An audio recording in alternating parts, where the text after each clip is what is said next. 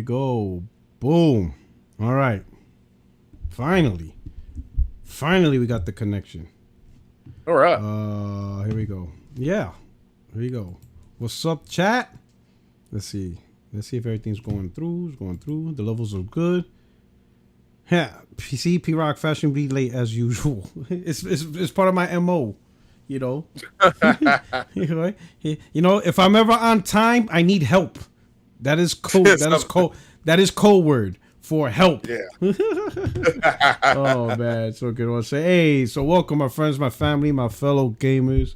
It's your only friend, these YouTube streets, PlayStation77, and welcome to the 60 Frames No Lag podcast, episode 51. You know, I think it's episode 51. So the crew is trickling in, right? Of course, we got the Messiah, Craig Harris, Hey. the voice of Xbox. Yo. What's going on, my brother? How you doing? Hey, what's happening? So how you been? Ah, fine. Busy. Okay. But, What you been yeah. busy? What you been up to? Yeah. What you been up Getting to? ready for football season. Had a birthday. Oh, okay. You had whose birthday? Your birthday? Oh, that's Yeah, right. my It was your birthday. Man, happy belated. Oh, no problem. Yeah. So I had a Okay. good time. All right. Got any good gifts? Somebody bought you an Xbox? I already have one of those. Okay. Yeah, I got my motherboard. It came in on Saturday. I did a unboxing. So Okay. so yeah. All right. Yeah, I stepped it up to a 550B Asus Prime Okay. motherboard. So yeah, excited. Got everything ready to go. Okay. Yeah, I think I'm gonna get a new PSU though. So yeah, Okay. that's about it. All right. All right. Cool. All right. That's it. What games you been playing lately?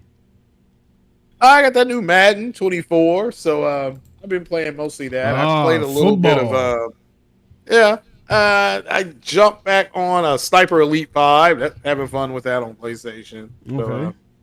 and Xbox. Just Mass Effect on the Xbox. Gonna do some more playthroughs Friday night before college football season starts. So yeah. So who's your team? Who's your team in college football? I don't have one. Oh, you don't So have one? I'll go watch, yeah. And if You somebody just enjoy tells me, it. You just enjoy. yeah, You just enjoy Yeah, the atmosphere. yeah. I know Saturday. I am going to watch the Colorado game. It's Coach Prime's first game, so I will sit back and have an adult beverage or four and watch a little bit of that. So yeah, that's about my only plan for it. All right. So, All right. Good to go. Okay. All right. Hey. So that's for me. I recently platted Final Fantasy 16. Really enjoyed the game. Yeah, really enjoyed the game. I don't really go for plats much. So if you see a plat, it's one of two reasons. Either I really enjoyed the game and I wanted to play more of it, so I use, going for the plat as an excuse to play more, which, most of the time it works in particular to the games that I do enjoy. And then there's some games that you just get the plat just by beating it, like the Telltale games, like The Walking Dead. Yeah. So there's a few of those. But the ones where you have to put some effort to get the plat, if you see I have the plat, it's because I really, really enjoyed the game. Not saying that there's other games I didn't enjoy because I didn't plat it. It was just these exceptional few that I just wanted more of it, And it was just funny. One of the things to plat is you have to play the whole game again, but in Final Fantasy mode. So pretty much you have to play the game twice. But this mode was enjoyable because it was more challenging. Not too much challenging. And I don't think this game, if you're really good at games, Final Fantasy is not that hard. If you know how to, especially if you enjoy games like Devil May Cry, Ninja Gaiden Black, Bayonetta, if you're good at those games, you're not gonna find Final Fantasy that challenging. Final Fantasy mode was a little bit challenging, but it wasn't as long as playing originally because you didn't have to see the whole story, so you could skip all the scenes, so that made it faster. But overall, I still enjoyed it, even playing it again. So yeah, I'm glad I got the plat right now. But I need a little break. I need something a little bit short. So right now I'm playing Dead Space Remake, and so far I'm like, wow, this is. I've got that game. I haven't opened it yet. It is a remake. Oh, I love it. I love it so far. And I love the Dead Space franchise. I absolutely loved it when it was on the, during the 7th gen. Yeah. I was playing on the PS3. This remake is gorgeous. Oh my god, and then I'm playing it with my headphones, and it has 3D audio. Oh, it's still so invigorating, And oh my god, the atmosphere. Oh, it's brilliant. It's a great remake. So listen, if you played Dead Space before and you enjoy it, or you deserve the remake, if you never played Dead Space before, oh, you gotta play this. It is a great introduction. Oh man, it's phenomenal. Absolutely loved it. And after that, I forgot about that. yeah, after that, depending when I beat Dead Space, I will either hop back onto Hogwarts Legacy because I haven't beat that yet, and I already have like 70 something hours. And I love that game. Or depending the timing, Starfield, depending. Part of the two. Hearing a lot about Baldur's Gate. Yeah, I'm gonna play that. Shout out to the Ash and Luca. She had a podcast a couple weeks ago. I think you could turn into a bear or a horse or something. In what game? As you're that Baldur's Gate. Oh, Baldur's Gate? Oh, yeah. I can't remember if it was her or Slow-Mo was saying you could turn into a bear, and then you can turn into a bear, then you could have sex as the bear. Okay. So I'm going to do that. Oh, that's why I'm buying the game. This guy's this guy's a sexual deviant. Oh snap!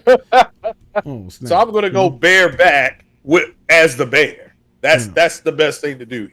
Yeah. And then I'm hearing a lot of great things about Sea of Stars. Yeah, I have too. Really, so there's some good titles around the corner, right? So we'll see how that goes. All right. Hey, so let me shout out the chat. I want to do a little small talk because we weren't able to chat it up last week. So I want to ask you just a few things, but let me hit up the chat. All right, we got Pedro Martinez, Reunion, Chaos, the Real Shadow TV. Hey, so I probably let me see if I could pop this chat out because. This chat's acting kind of, the actual thing is acting kind of weird. I don't know what's going on, so I can't see everything. It's just acting weird. I see X-Hawk, see Impatient Fire, Tool Man, what's up, Spider Silva, True BB, what's going on? Sergeant 12, what's going on? Got the Real YT Shadow. Charles Hawk, Mary Wilcox, Navy Vet, thank you for your service. Zero Steel, Jenna Hayes, what's up? Alan Berwick, T. Beckett, who else we got? Jim D. Aeolus Savici, I hope I pronounced your name correctly. Leech 1399, Warlock Dog, I Make Babies, hopefully not too many. Miami Sunrise, so we go Zero Steel, we got Struggle Boxing, Diablo Dark Matter, The Truth, what's up? Of course, Craig is up in the chat. J. Roll, panel member, what's up? JC, James Williams, SSJ. What else we got here? Only the Illest, what's going on? Nipsey Eternal. What else we got? We got George Berthuame. I hope I pronounced your last name correctly. Forgive me if I didn't. Gamer of Light, Zombie Slayer, Sincere 06. What else we got here? Hero Down Under, what's up? Henry Lau, Econo, what's going on? The screen jumped. Curse Kane, Team Ambush, Rabbit Got a Gun. Thank you for being a panel member. Laugh Out Loud is Lewis. What's up? We got SNK 411. Oh man, we got some people up here. Braxton Bow. That's Misi. What's good? True Virgil. Typhoon. Asmodeus. Oh my! I keep messing his name. Asmodeus. Sounds like a final level boss. Miami Sunrise. Avenging Eyes. Cryptopsy. Hero Down Under. Here we go. Going steady flow. Adam Zip. Neil Augusto. Brian East. King Montana. He goes Kali Yuga. Ryan Landis. Samurai 23. Victory. Kevin Mack. Team Ambush. More activity. And and it keeps going. It keeps going. And it keeps going. Hey, I want to say thank you so much for rocking out. Appreciate it. Hey, if you don't mind, those who are currently watching and listening, if you take a moment to hit the like button, get this video trending, and if you choose to, you can X this out, tweet this out, whatever, post a link in any of your favorite groups, social media outlets, whatever. Let people know, hey, come rock out, enjoy, the family time and stuff like that with friends and family. We're gonna talk some games. But we're gonna get back to the quick conversation, a little quick chit chat. So hey, Craig, what you last week PlayStation Portal? What you think about that? What's your opinion on that? And not so much, fanboys or conversation, just your personal view on the product. Yeah, it's not for me. Okay. I said that when I talked about it just very quickly. It's I would prefer play on a on a tablet. Okay. But then I asked my girl because she plays games like that, like Total War and the Plinko game that's on, and this stuff like that. And it just to me sounds like it's a half step. I don't understand it. I was trying to look at I was looking at a tech review of it. As far as the tech behind it, that's brilliant. But I don't understand. It's almost like it has to be tethered, and I don't understand that. So it's just when I saw that, I'm like, okay, this isn't for me. Shout out to anybody who's going to get it. Somebody wants to send me like their review on it. I'll read their review on it. But yeah, it just wasn't for me. Yeah, so pretty much is the best way to explain it, it's a dedicated remote device. So it's something you could do now on your phone, right? But apparently because it's built for remote play, has certain advantages as compared to if you were to decide to do it on your phone, on your tablet. Primarily PlayLink, I guess. So instead of Bluetooth, they opted to use a system called PlayLink and whatever. So it's supposed to provide the optimal experience for streaming. But pretty much it's streaming over the Wi-Fi internet, so you don't have to be in your home. But pretty much it's just remoting into your PS5 and play your PS5 on the go via the Wi-Fi link and stuff like that. I personally don't care about the product. The product's not for me. I don't really care about mobile gaming in general. The only thing that makes me so somebody said, do you really have to have the PS5 on? So no, so you just have to have your PS5 on standby. So I don't think a lot of people actually use the remote feature on at all. But the way the remote feature works is you have your app, right? You have to have your PlayStation 5 at least on standby, right? It has to have some type of power, but you're able to boot your PS5 out of standby mode and have it running, and then you could put it back into sleep mode from the PS remote app. If you have your PS5 off completely, like shut down, then you're not going to be able to do nothing because you can't connect to it, right? So you have to remote in to that. But that doesn't mean you have to leave it on. You can have it in sleep mode. The remote app will wake it up out of sleep, play a game, and you put it back to sleep. So it's no different than you playing the PlayStation 5. It's really just playing your PlayStation 5 without having to travel, right? So I don't really care about that at all, right? Because again, I need to play. Ooh, Extreme is here. Awesome. Is here. Yeah, I've never. Yeah, what's up? Yeah. Yeah, to me, it's just. I agree with you. It's just not for me. Not for me. I'm sure somebody can. I can't say you have to explain it to me. And like I said, it's big. So dog, it's a remote. So ultimately, it's just remote. So ultimately, it's just being able to play your PS5. At a convenience of not being at your PS5 on the TV, whether it's out on the go in the hotel or maybe in the same house, but somebody's using your TV. So you go upstairs and you play a little bit, whatever. That's all it is, right? Don't really care for that, right? Because I have my own man cave, so no one's gonna interfere. No one's gonna take up my TV. Like I live. That's the whole point of the man cave, right? And stuff like that, right? But the main thing for me that I do enjoy about this product is not the product itself. It's the fact that Sony decided not to go and enter dedicated handheld gaming, because then that would have absorbed resources. Meaning you need developers, you need to make exclusives, and in a world where PlayStation, Sony has the PS5, right? They have VR, and they're porting games to PC. Adding another device that require dedicated resources, I mean, that's too much, right? I prefer, just handle with what you got. And I know some people will say, well, Sony could spend money to hire new talent, build new studios, which is true. Sony could hire new talent, build new studios for a dedicated handheld, but I would prefer they put that effort towards a console. The console could never get enough talent to make games for it, right? So that's how I see it, right?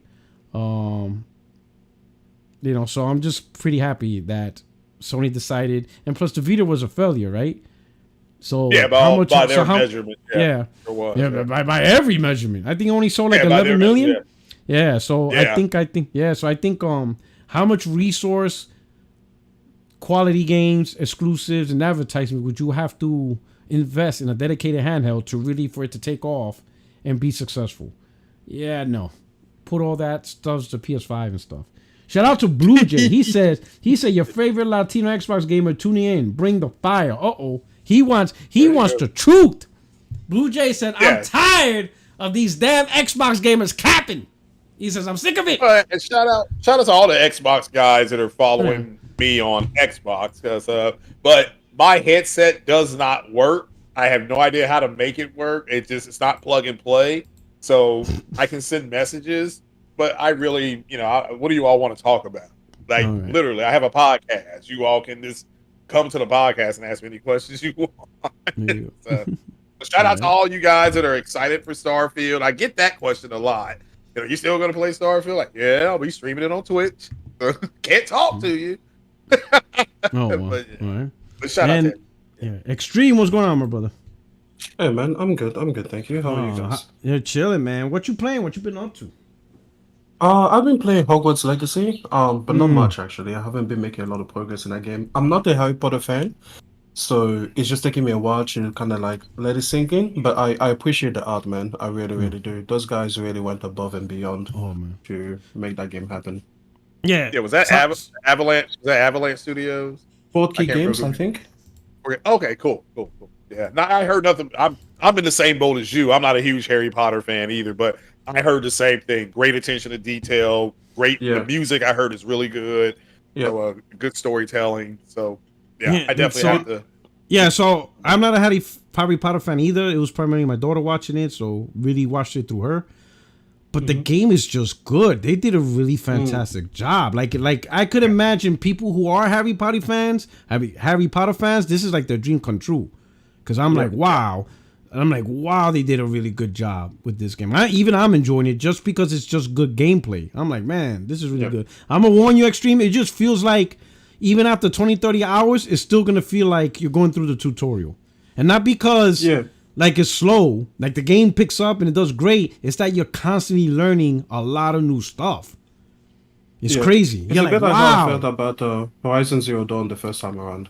Yeah. That was such a dense game, like learning the different machines and be like, I can combine my powers in this way, and you're always learning something, right? Like you don't get everything in the beginning. It's just gradual growth, which kind of makes sense because as you progress, you become a more powerful person. So it makes sense you learn more powerful stuff gradually. It's just it's fantastic, man. All right, so I think the only limitation for me is the whole spell switching. Because they give you so many spells that I'm like, wait, am I gonna have to like always just have 4 on hand? I wish that there was a secondary. So there's a button that replaces the 4, so it's 8. Yeah. Okay, good. Yeah, but you learn that later on. Was feeling limited. Yeah, 4. Yeah, you'll learn that later on. So the 4 that you have, I think there's a button you press, and then it flips to a new 4. Okay, good, because that's what I wanted. As soon as I got in there, I was like, "Listen, we're gonna need a secondary wheel here." Yeah, it's like a quick. It's a hotkey. It's like a hotkey. Yes, you hotkey. Yeah, exactly. Yeah, that's the correct term. So you hotkey. So you hotkey it, and then you get a new 4 sets and stuff like that. There's way to. I think in fact, I think there's 3 hotkeys, 2 hotkeys. So I think it's 12 sets. Okay, so there's 12. Right, I think it's 12 sets if I remember. The more the better. Because I remember I set mines by certain things, and I remember setting mines to 3 groups. So there's 3 groups of magic that I use.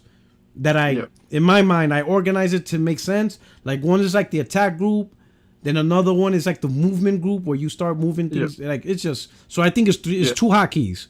So you got your original set, and then you get 2 more, but you have to unlock it. Yeah. Okay. Yeah. As you were. So so it's pretty good. All right. I'm so glad you joined. All right. So let's get right into it, man. So shout out to the chat, man. I hope you enjoyed the show. Let's do some light work. Let's talk about what we got up on the screen right now. Let's see. Oh, let me share my screen. Hold on. Share my screen. Where's my screen not sharing? Interesting. Something wrong? Let me see. Automatic. Hold on.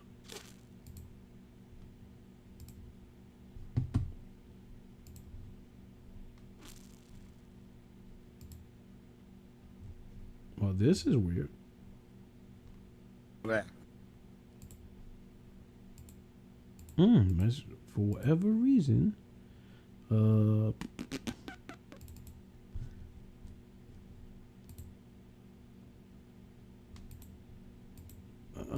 Interesting.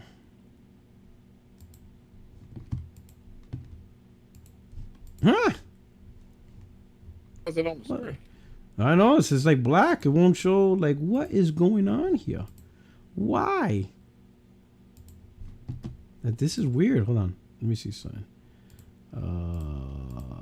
Man, this is annoying. I ain't gonna lie. Okay, so we have this. So that's there.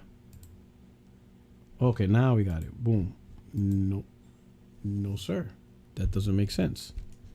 Why is the whole screen black? Let me see some. Maybe like the... Like that Pearl Jam. Oh, there we go. song. Boom. Black. There we go. Boom. Got it. There we go. There you go. Yep. What the hell was going on? What the hell was that? Okay. Yeah. What the hell was that? MPD. That's Windows. Alright. That's Windows. for Boom. you. That's Windows. Yeah. Yeah, I had an That's- issue with my God, sound today with Windows. It's always something, bro. Nothing can stay consistent on this OS. Like just make it work, bro. Just make it work. Yeah, That's it has been dog shit for a while though. Like Yeah, honestly. well, the Ever OS since Windows 8, it's Yeah. just It's- like, bro. because there's no competition. Like That is true. That is because true. I mean, sure you could say Apple, Mac, right, is better, but the world doesn't really use it. You know, so like I Yeah. can't. Yeah, so like it's not like almost from business to corporate, military, government is all Windows. So it's like, you know. Yeah, it's a anyway. famous saying by it's Yeah. a famous story, but by Bill Gates and Steve Jobs. Steve Jobs got in his face and said Apple stuff is better, and Bill Gates said, "So what? We have more stuff." Yeah. So that it's was going just to allow how it them is, to man. control the market. That's all it is. Which I didn't know man. you were doing NPD. I didn't know you were back doing NPD again. Oh yeah. Oh yeah. Oh, with I'm the gonna blue check mark. Yeah. Oh yeah. I'm getting paid now. Give me. I'm getting some cashola. Here we go. So here we go. So MPD. I think they're called Circana now. Something like that. I think they changed the name. I don't know why. They rebranded themselves. I'm still calling it MPD because Circana doesn't even sound like. It just don't sound right. Anyway, they did a market analysis, which I got here, but on my Twitter, I did a little cheat sheet crib notes. So PS5 console sales trending 5% over PS4, selling better. Yes, I have to put that in parentheses because you'd be surprised that there's people on Twitter that don't know what plus 5% means. No, it doesn't. No, it doesn't. Yeah, so you'd be surprised. Believe me, I'm no longer surprised at the death. I am no longer I am no longer surprised at the death of stupidity that's in the land of Twitter or X. Xbox Series XS combined trailing behind Xbox One, negative 10%. And yes, I put selling worse because that's what that means. Correct. PS5 expected to remain the hardware market sales leader into at least 2025. I found that interesting. Maybe they're projecting potentially a Switch 2. Because if that's the case, let's say Switch 2 releases next year, then by 2025 it could start really picking up and start, outpacing PS5. That's potential. It definitely won't be the Xbox. I can tell you that much. And then this is an interesting point. Subscription fatigue has set. Subscription pending, that's supposed to be spending. Subscription spending has plateaued at around 400 million per month, and that's in total across everything.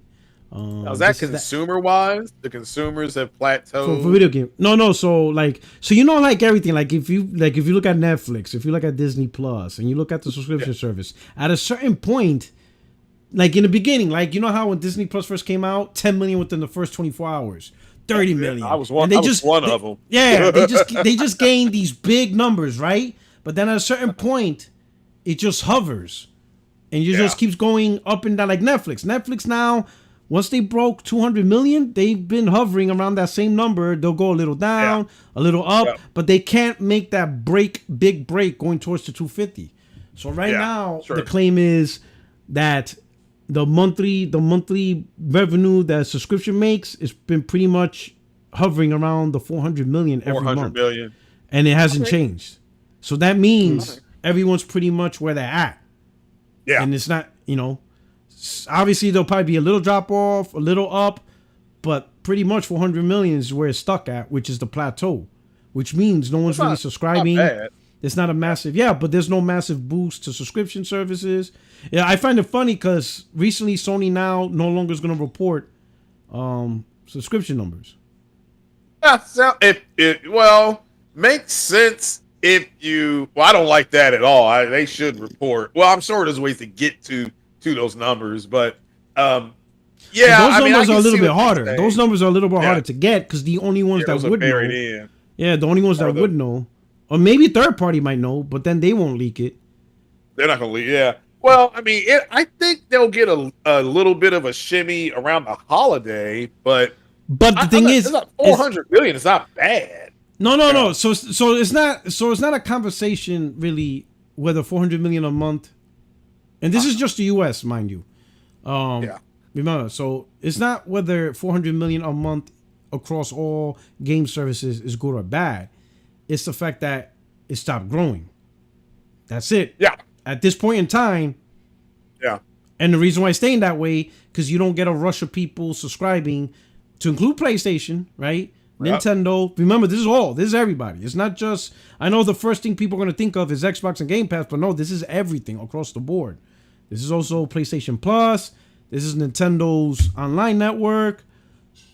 Whatever EA has, Ubisoft Plus, all those game-centric subscription services, they pretty much got who they got.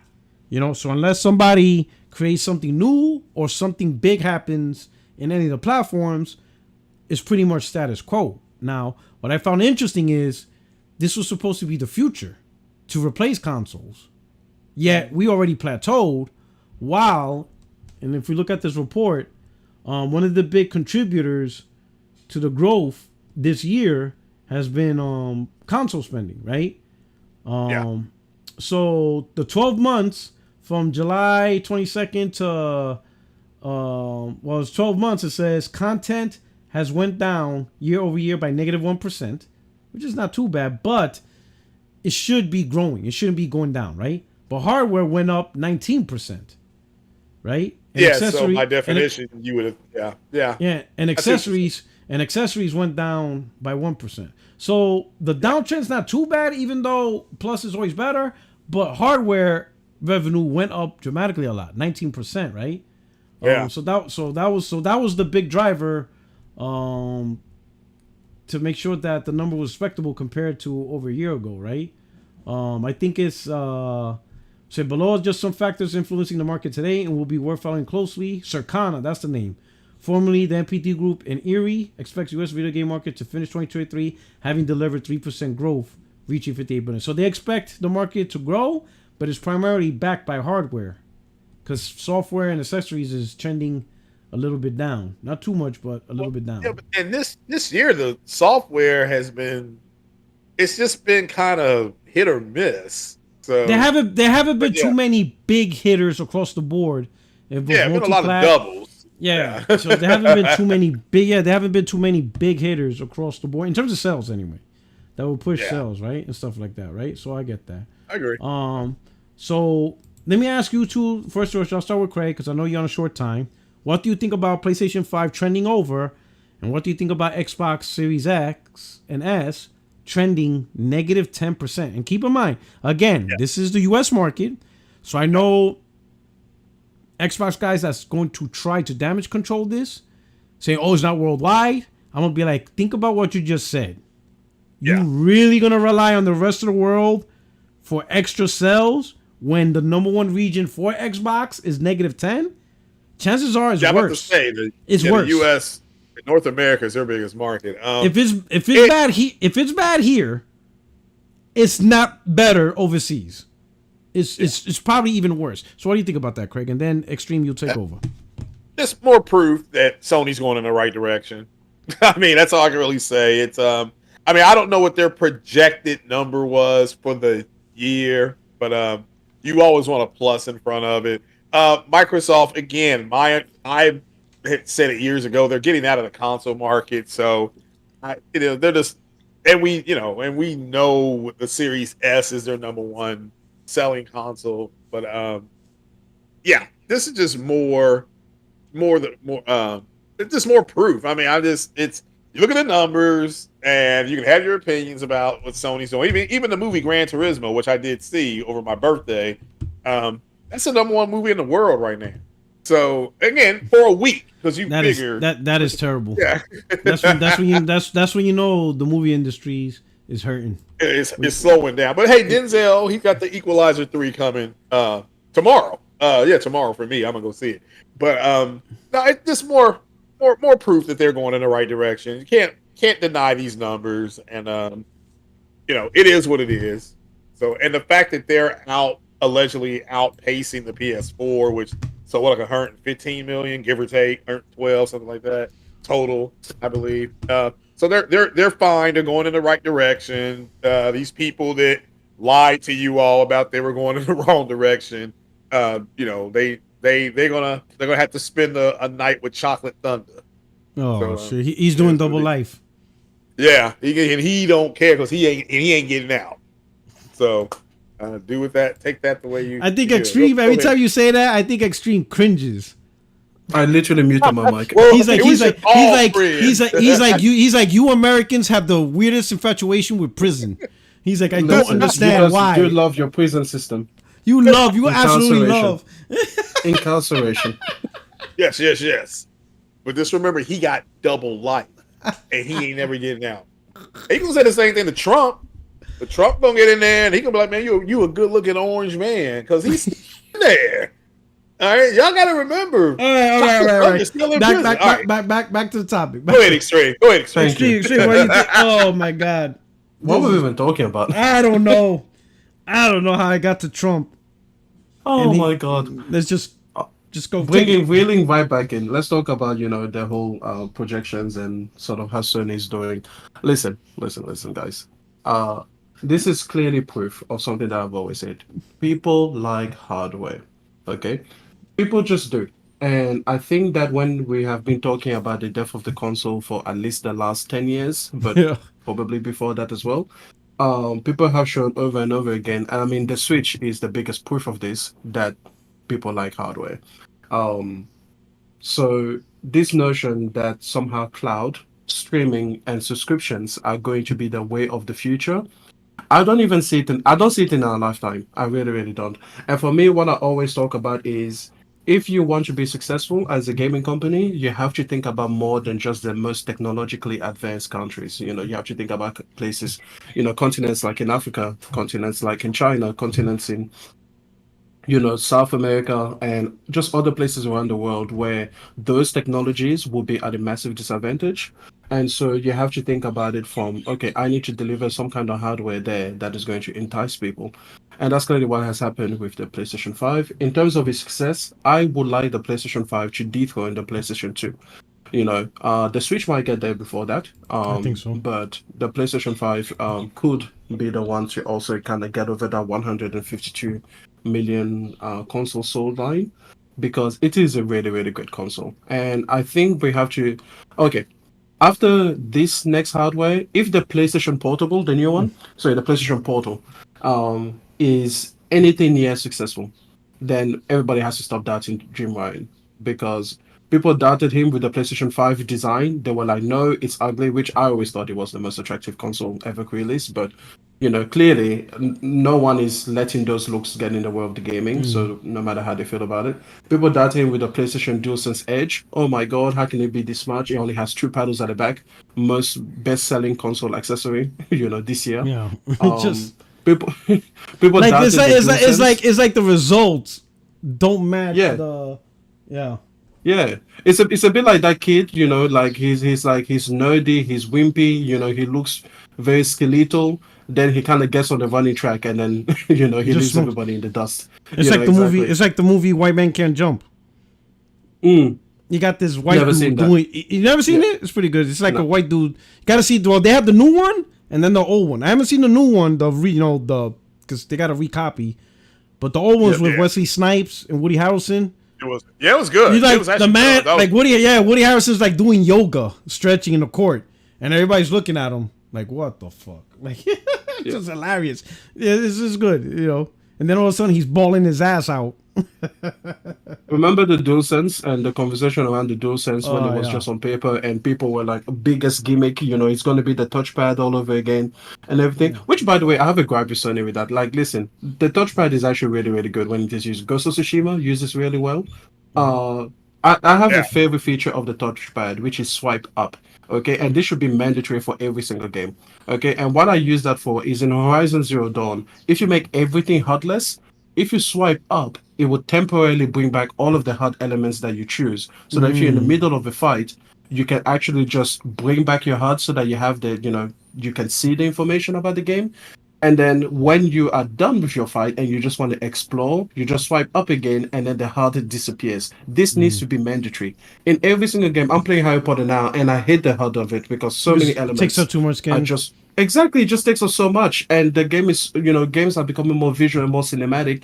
And gamers like myself, like ourselves, everybody listening in the chat, like you guys know the basic features of the game. After like 5 minutes, you're like, all right, cool, I got it. You don't need the HUD on all the time. But a simple swipe up to bring back critical information will be a lifesaver. I don't know how this is not mandatory yet, or make it like tap on the touchpad or tap right instead of tap left. But the point is, we can't even get 60 frames mandatory. Listen. 60 frames is something, but I'm like, listen, put this touchpad thing, make it mandatory because at least across all Sony first-party studios, like I need to be able to just, unless it's dedicated to something else, and even if it is, like give me another alternative to quickly bring back the HUD. Okay, it's important. So, anyways, the whole PlayStation 5 generation has been put into doubt over and over again, and it just keeps coming out and stomping all of those narratives out. So, after the PlayStation Portal, if this thing is a hit, like, I'm sorry, it doesn't matter what they release. They'll be Nintendo good now. They'll be like, they could release cardboard and it'll be successful. And the movies, like, remember how much people doubted the Last of Us TV show? Then they doubted the Gran Turismo, and that thing is doing I did not think that this thing would even make a blip on the radar because I was like, yeah, okay, it is just a whatever. But apparently they found something in there that audiences love. So I gotta admit, Twisted Metal was a good show, in my opinion. Yes, I watched Twisted Metal too. I was really surprised how that show turned up. I'm like, wait a minute, I'm actually looking forward to season 2. I was shocked. Right. Like, I was like, holy cow. They did a really good job of setting this up.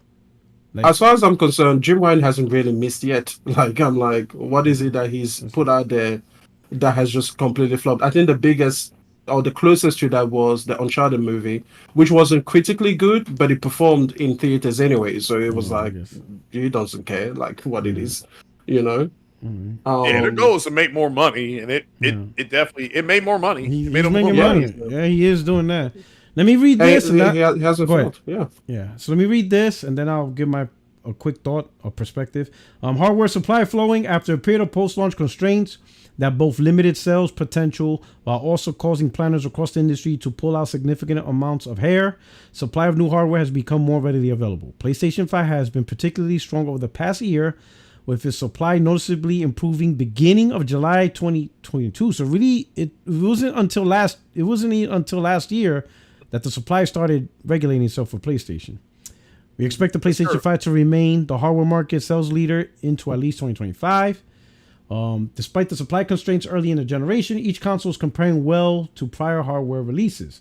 On a comparative basis... Can I just pause you right there? Mm-hmm. Why do they say until at least 2025? So I mentioned because there's a possibility that you might have a Switch 2 in 2024. So then there's potential that So you think that the Switch would outsell the PlayStation 5 at that No, within a year. So remember, this is looking into a sales market leader, probably projecting like on a year. Like if you look at it from a year-to-year basis, a Switch 2 could come out this year. I mean, not this year, 2024, and then it would pick up steam in 2025, thus becoming like the number one selling device month to month. I think that's probably. That's possible. So that's a potential. That is a potential. So I think what they did was they left room open just in case the Switch 2 comes out. Yeah. Despite the supply constraints early in the generation, each console is comparing well to prior hardware releases. On a comparative basis, the PlayStation 5 is now trending 5% above the PlayStation 4 and 87% ahead of the PlayStation 3 in time-aligned units sold life to date. While Xbox Series trail Xbox One by 10%, yet leads Xbox 360 by 6%. Right? So, I think let me touch on the point and let me finish this off. Switch has also continued to perform strongly in 2023, helped by the release of The Legend of Zelda Tears of the Kingdom. In fact, the US lifetime sales of the Switch hardware finally surpassed those of Wii in the US market during July 2023. Switch lifetime sales now trail Xbox by less than 1 million and PlayStation 2 by fewer than 5 million. So Switch could end up being the number one selling device in the US all time if it surpasses PlayStation 2 for that market, which was impressive, right? So I'll say this. Okay. So number one, let me talk about the subscription since that was a big thing, right? Blue Jay, he says Jim Ryan missed by not giving us another PSP bro. Well, he did give you a PSP. It's called PlayStation. It's called PlayStation Portable. Portable. Enjoy it. Enjoy it. Have a good time. Yeah. It's the only one you get. My man said, Jim Ryan is probably like Phil Spencer. I am not making making something that you guys are not gonna buy. He saw how Vita 2. He saw how Vita sold. He's like, yeah, we're not doing this again. You know, yeah, he was there. He was there. He's like, nah, son. Like 11 million. This ain't it, chief. So first, let's talk about the subscription, right? Because you guys mentioned about the subscription, like in hardware. So for those, there was a lot of noise and this is what I've always found weird, right? How Microsoft can do something and yes, somehow is attributed to the entire industry. Microsoft doing this. Oh, the whole industry is going to do this. Microsoft does that. My God, the whole industry. And I'm thinking, do people not realize this brand's in third place? Not everything it's going to do is going to be like a market industry changing stuff, right? So with the subscription, so with the subscription and Game Pass, man, there was so many from obviously Xbox influencers, podcasts, game journalists and games hosts and all that stuff. Man, they all try to push this thing as subscriptions to future and consoles like the blockbuster, but yet the numbers are completely different. Like more hardware selling, except for Xbox, but hardware generally selling more, primarily Nintendo and PlayStation. The numbers are going up. Subscriptions plateauing. I think people at this point need to accept that something like Game Pass could still be part of gaming, but it's not going to be the de facto method for gaming. It's just not. It's just something that's there. You can choose to do it, and you can choose to enjoy whatever is available on there, but it's not going to make waves. It's not going to replace hardware at this current time, or it doesn't seem like anytime soon, because it seems like more people want hardware. So you're seeing people buy it more at a faster rate, even with minimal price drops. Like Switch, for example, got no price drops. This whole entire existence of the Switch has been sold at its launch price, and people still buy it. And PlayStation pretty much the same. In some areas, it actually went up. Got more expensive depending on the region and area you buy a PlayStation 5. People still bought it. It did not stop. And like you said, whether it's an ugly design or the rumors, blah, blah, blah, the jokes, the false narratives, at the end of the day, the consumers saw what PlayStation is bringing to the table, and that's games. And that's what they went after, and they are going after it hard. They're not really concerned about playing everywhere or buying a device that's part of an ecosystem, or being able to play on a phone. Like, I think most consumers don't really care about that. There's some that do, but for the most part, I think gaming will always come down to what is the device and what games is on that device. Oh shit, I could play all this, I'm buying it. And it's a pretty simple sell. You have the games or whatever, and stuff like that. Yeah, people need to accept that Microsoft is doing what they think is best for their brand, and that it's just what I am seeing more is they're now nobody's talking about power anymore, or VRS and VRR. Now they're literally talking about how stuff is going to be consumed, like who is going to bring you the better rate of consumption, either Microsoft or Sony and Nintendo. And Sony and Nintendo aren't going to change anything because their method works. Microsoft is kind of out here in third place in the wilderness. So if people truly think what Microsoft is doing is going to work long term, that's fine. But I don't know why they think they have to try to get everybody else to buy into that. If it's going to work, it'll work. If it doesn't, it won't. I think it's going to stagnate unless they're able to get versions of Game Pass on PlayStation and on the Nintendo device. So, which I think that's coming, and that's kind of where they're angling to it. Angling at each other. But it is what it is. We'll have to wait and see. Yeah, check out the screen. So right here, this is a graph. So this is what I was talking about. So this is a graph for video game subscriptions. As you can see, in January 2020, which is to the far left, it was under 250, and then you see this huge spike in 2020. Then that was a huge crash in May 20, but it shot back. Yeah, right? You see that huge dip. But then you see it go back up, and then you see it's trending up. But starting around, looking at the figure, December 2021, which peaked at a little over 400 million, it just stays hovering. And then it went back to 400 million, peaking at June 22, but it just stays hovering in that 350 to 400 million block. And I think that's what they mean by plateau.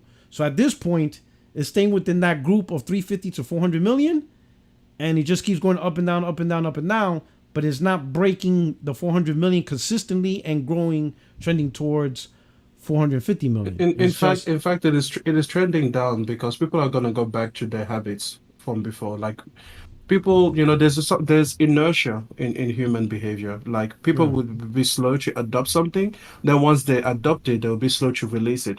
So I actually think it was going to kind of go back down to that 300 million mark because, as you can see from the graph there, it is already beginning to trend down. One thing that I wanted to say from your point earlier is that it is interesting how people want to use Xbox to educate the industry, but they refuse to use PlayStation to do the same thing. So which is number one. Yeah, exactly. Which is weird. At let's just talk about PlayStation Plus and Game Pass subscription. That's been about the maximum is reached has been about 40% of the install base. Like PlayStation Plus was hovering around the 41 to 42 million in the PlayStation 4 days when there were 100 million consoles out. And now that we are in PlayStation 5, let's call it 120 total, 120 million total install base, combining PlayStation 4 and PlayStation 5, blah, blah, blah. You're hovering, last numbers were about 47. I don't think PlayStation Plus has ever cracked 50 million. Yeah. And that's because it's never cracked 50% of the install base that's available. Yeah. So if you take that and then you apply it to how many people are on Xbox Series and Xbox One, you can start to paint a picture of, okay, the maximum amount of people that they could get is probably about 16 to 20 million out of the console install base. And that would be exceptional. So no wonder they're going to PC. And so it's like, so many people try to pretend that Microsoft is somehow immune to like the laws of the market. Like you can't apply anything to them because, they have so much money, they have so much pool, they could just lose money forever. But it's like, well, that's not how companies it works. Look at the laws of the market, in order to educate their choices. They're not going to, like Phil Spencer wasn't getting up and being like, oh yeah, Game Pass is going to hit 80% of the install base. When Sony, with better games, a longer service, better brand recognition, just better time on the market, has only been able to hit 40%. That would be ludicrous. And yet people were pretending like everybody and their mom was going to get Game Pass. And it's like, no, there's plenty of people in the market that are not interested in these subscriptions. They just aren't. Yeah. That's a very good point. It's just funny when you're having the conversations, people think that because Microsoft's a $2 trillion company that they're willing to just bleed money forever. And I'm thinking, how did you think they became a $2 trillion company in the first place? It's because they don't bleed money forever. Like you don't become bigger and bigger by bleeding money perpetually. That's not how you grow. If anything, Microsoft consistently making the hard decisions and cutting their losses as quick as possible. That's what got them to $2 trillion. And that's why I help them keep growing. You don't get to $2 trillion by consistently just bleeding money. That's just weird. That's just weird behavior. I agree. All right. So ultimately, with Xbox, So it's clear why we know why PlayStation 5 is trending past PS4. That is obvious, right? Mm-hmm. But I want you to look at the dynamic of the two Xbox consoles. We got Xbox One, which had a terrible reveal. You know, sports. You know, Call of Duty, right? But it had no Game Pass, not up until 2017 when a Game Pass officially launched, and it was lackluster, right? Game Pass wasn't that big of a deal. Yet somehow more people in the US was buying Xbox One, even though Kinect was a shitty device and failed. Xbox One launched at $500, 720p, 900p gaming. It was a lot wrong with it, right? Yeah. A lot wrong. Didn't really have the super big games. Yet more people were willing to buy that Xbox as compared to the current Xbox, which had two choices. You could pay $500 for the monster that eat breakfast, or you could pay $300 for a low level entry console. So it catered to the premium gamer, but also catered to the gamer that don't want to spend a lot on consoles right from the get go. And it was backed by Game Pass, which gave you a library of 400 games for only, at the time, $10 a month, $12 a month, whatever. How did Xbox One still end up outpacing when like it doesn't seem as appealing as the Xbox Series console. Like the Xbox Series console, when you look at it, seems more appealing than Xbox One because you got a system where you can access a lot of games. You could pay as low as $300. Or if you're gonna pay $500, you got the Beast from the East, right? Or the console that eats monsters for breakfast. While the Xbox One for $500 came with this stupid camera that really didn't do nothing. Of terrible showing, much weaker. No, I ain't gonna say much weaker, but weaker performance than a PS4. But yet somehow something about the Xbox One was more appealing in general. So like, what was it? What do you guys think it was? What do you think the Xbox One had that the Xbox Series S and X combined ain't doing? Given Xbox that One they're 10%. They launched. People got to remember they launched with, of course, the game that created the universe, Rise. Oh, Rise. Oh yeah, that's true. Yeah, they had that. They had a Forza game come out. They had Metal Gear come out. Metal Gear was first shown on that platform. It wasn't shown on the Sony platform. They had an EA game, Titanfall. That's true. But I think it was only on their platform. Insomniac's was a Sunset Overdrive. Again, only on the Xbox. So you're saying potentially exclusives? Yeah, they had it. That's my whole point, is that they've always had exclusives. This whole thing about them not having them anymore is new. That's new. Like when I bought the original Xbox, they had Knights of the Old Republic.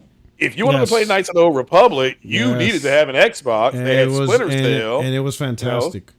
Yeah, it's still considered. Yeah. I mean, amongst Star Wars, that's what I was hoping the best Star Wars game out. Yeah, I hope that remake still happens.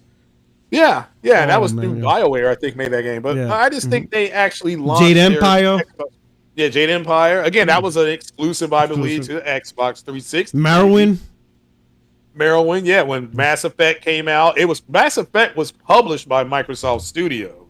It wasn't until then EA bought BioWare and bought the rights back. You couldn't get Mass Effect on PS3. You had to wait till EA bought them, and then you got Mass Effect 2 and 3. Then you had to double back and play Mass Effect 1. But again, they had exclusive content on the Xbox One. They messed up though with the pricing because Sony came out the next day and undercut them by $100. Now, but Sony, when they launched the PS4, didn't have a ton of games, but when they picked up, the MLB The Show came out, Little Big Planet came out, they was all hitting back to back. Then The Last of Us remake, remaster came out, and Infamous Second Son came out, and that was it. They were off. They were done. They decimated Microsoft with their first party content. So, Microsoft never recovered. So, but at least they had games with that Xbox One.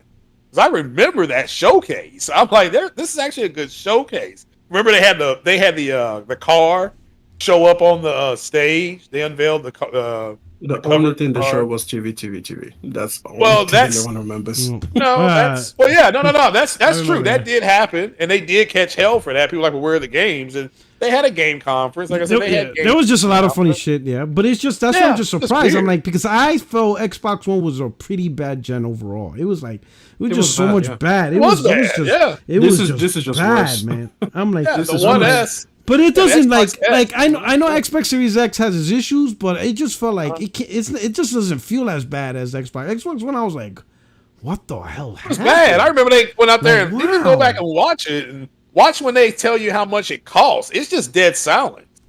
In that wherever they were, it was dead silent. So and, Actually, the crowd groaned. They were like, "Ooh." Yeah, it was like, oh, It was that. a groan. Yeah. It was a collective groan. Yeah, and then Wishcaller came out there the next day. Sony came out the next day and was like, our console, I don't know, it was $349, $399. It was something like that, and everybody just cheered and said, "Yay!" and all that kind of stuff. Actually, I really think people attribute a lot more to that moment than it deserves. If I may answer the question, I think there's three things. Yeah, the first is that inertia thing I was talking about. You had a good reputation and good brand recognition and just good consumer will with the Xbox 360, and there were always a lot of people that were just going to automatically buy the Xbox, even if they would consider the PlayStation 4, because Xbox was their home. So again, there's inertia. People are not going to just immediately jump ship because you had one bad show. The second thing, like Craig said, is that they had the games. Okay, and so that is just undeniable. And then finally, the third thing that I wanted to say is that the Xbox Series S, which is the kind of console that is the main console this generation, is unfortunately not a clear step up from the Xbox One or the Xbox One X. Like when you compare the consoles, it is not a clear this is better in every way. It's more like a sidestep diagonally up some of the time without giving you like real actual benefits. The Xbox Series X is a clear step up, right? But it's not the most common console that they have. So I think that they are losing that kind of consumer. Because imagine that you have an Xbox One, you are not the most in-tune gamer, and then you go to buy an Xbox Series S because that is what is available and that is what Microsoft is pushing. Like I think that there are some people that buy the Series S not even knowing that there's a Series X available. And so you take it home and then you bring it up and it's got the new updated dashboard and everything.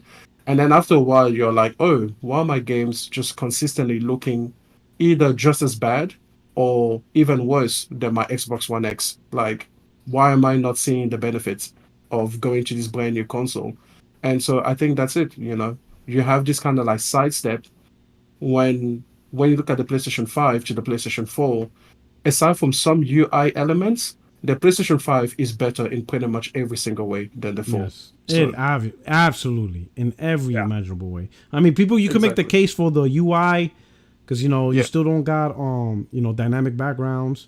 Sony usually implements that later in the gen because they did it with the PS4 in the beginning. It didn't have dynamic backgrounds, folders. It's just weird how they keep repeating that same mistake. I mean, or maybe it's not a mistake. Maybe it's because of their OS. I don't know, but it's just repetitive. It's the same thing. It's the same thing. They are building a brand new UI every single time. Yeah. So, but as far as everything else, they like launching the system with games, the performance of the games, just the features, it's just much better. Getting into the games, which by the way, guys, if you're on PlayStation 5 and you go back to a 4, you will not believe how long you used to wait. Like you'll be like, whoa. How on earth are you still not loaded yet? I experienced ridiculous. that. I experienced that. So when I had the PS5, I played it for a year. I think I went home during the holidays, December, winter. I was kind of nervous traveling with my PS5 because that was during the time where it was really hard to get a PS5. So the last thing I wanted to do was travel with it and break it because then I probably would not get a PS5 for who knows how long. So I said, you know what? Let me bring my PS4. I bring my PS4. Oh my God. Yo, it was miserable. Like the loading. Yeah, a friend of mine, he did that. Everything was so slow. Everything, just turning the damn thing on took forever. I'm like, I can't play this console no more. I just didn't even touch it. Like, I can't, man. The speed, like accessing the game, loading the game, just playing games, everything was just slow. It took every forever. time you die, Like when it has to load, oh my god. You God, don't even yes. remember how the bus killed you anymore because you're like, well, fuck it. Like, I don't know what happened. Like, that was like Yeah. 90 seconds ago. Yeah, You know? man. Shout Oh out my to god, guys. shout out to Jay Hart with the super chat. He says Xbox had Titanfall, but then Titanfall 2 went multiplayer. Yeah, I think that was already projected because it was EA. So I doubt they were gonna keep that franchise exclusive for too long. But yeah, that's a good thing. And like when I was saying that Xbox One is a bad gen, it just like felt like things were just getting worse. Look at this shit. Like this happened in 2009, I think, or 2010. Look at this. You ever wonder what the bottom of an Avatar shoe looks like? I just remember because I was in the 360 ecosystem, and all we wanted was for it to be a more powerful 360. That's all we wanted. It's like they can just do a more powerful 360. We'll be fine with it. You still had TVs most people were buying TVs at 720p to it was 480p to 720p, and 1080p was just hitting the market. It's like, well, nobody's gonna get a 1080p TV. Then Sony came out and said, we got 1080p TV, so their system was gonna be running games at 1080p, and that started the whole 1080p, like Puerto Rock was saying, 900p gaming, 720p gaming. It was it was bad. Nah, that didn't, but that doesn't affect like the casual consumer because I'm sorry, but the hardcore are not 20 million people. Like you guys are like maybe 1 million that care about this, maybe in a generation. Like we are an extremely small amount of the population. I wouldn't even put us at 2%. So this notion that we go back with the fanboy narratives or it was 900p, it was 1080p, that didn't matter. What mattered at the end of the day is that there was just a sentiment that was growing around Xbox that this is not the place to play and you're better off with a PlayStation 4. And then like you said, Craig, as when Sony hit their stride, where it was Horizon Zero Dawn, The Last of Us Part 2, Ghost of Tsushima, before that Uncharted 4, and people were looking at these games and being like, I don't believe it. Like people literally were like, nah, this is completely fake. Not Puddlegate where they were like, oh, you moved the puddle, but they were like, look at Uncharted 4 being like, nah, that is not running, that is not the game, that's a cinematic. Like it was just like, this is not what a game can do. And there's still people that feel about that in this way. Like when I show people video games, like especially non-gamers, they're like, is that a video game? Yeah. You know? And I'm sorry, but Xbox doesn't have that. Xbox doesn't have that disbelief of what is that and how do I get into it? No, you're right. I mean, I remember still a few months ago, my mom came by and I had Forbidden West just on the TV, and she thought it was a TV show. Like, because she just glanced at it and she was putting something in the kitchen, and she was like, "What are you watching?" I said, "Oh, that's a game." She's like, "That's a game," you know. So, but no, I don't disagree. But Sony decimated Microsoft with the PS4 with their exclusive content, and it bubbled up to the surface in 18 when Spider-Man came out. That's when something broke within that Xbox community. But I think they had the games at launch. They just, as Phil Spencer testified, we lost the wrong generation. When they lost that to that PS4, that was it. You know, he talked about how people were, that's BS. People will come to your platform if you have good games. Like the Switch had nothing. Like it didn't even. The Wii U was. The Wii was nothing. Like when you look at the Wii, you're like, when it comes to like actual games, the Wii was pathetic. It just had a lot of hardware sold. But when you look at the Wii U, it completely took out all of that momentum, and then the Switch just built it back in one generation, and now it has got the PlayStation 2 in its sights. Like that is such BS. I'm just like, no, mate, you did not lose any generation worth losing. You just are a loser. Like that's just what you do. I think he's making an excuse thinking that backwards compatibility is like the whole bar. Like oh, I'm never gonna move away from my PlayStation because of the games I got last gen. It's gonna keep me like that. No, I don't believe in that. I don't believe in somebody, or at least a good portion of the fan base, will buy a new product and stay on the new product because of the old product they played last year. That doesn't make sense. Right. Yeah, you buy the new product because you want the new stuff. The newer stuff. Yeah, no, that's right. Yeah, you're buying the new product. Now, some people say, well, he's right because look at iPhone. I'm like, no, stop. Because iPhone's, like iPhone's different. Like, I buy new iPhones, but I'm not buying iPhones to play new stuff.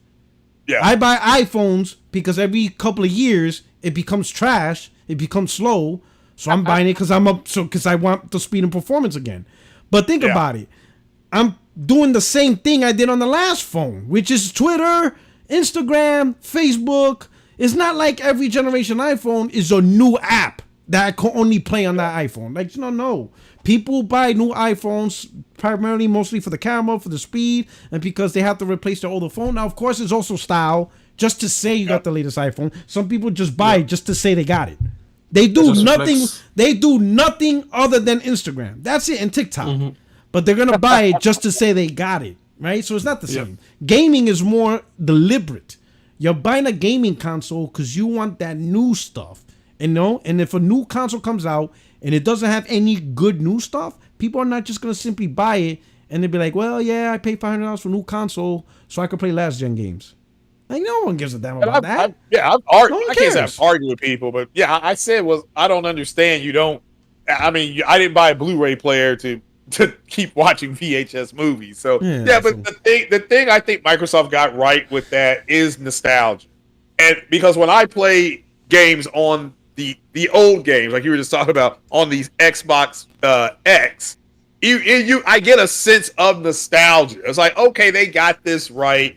There were people complaining about respectfully. Hold on. Nostalgia means nothing. Like, I'm sorry. It does to some. I understand that. But the thing is, it means a lot to you, and I don't want to take that away from you. But you guys are like right. 5 peas in a pond. Like, nobody cares about you guys. That. Well, that's what I was about to say. This notion that people want to play PlayStation 3 games, PlayStation 2 games, PlayStation 1 games. You guys are like, I don't know, maybe 10,000 of you in the world, and you're a very loud minority, and I appreciate that. You're very loud because you're loud. You sound like 10 million people.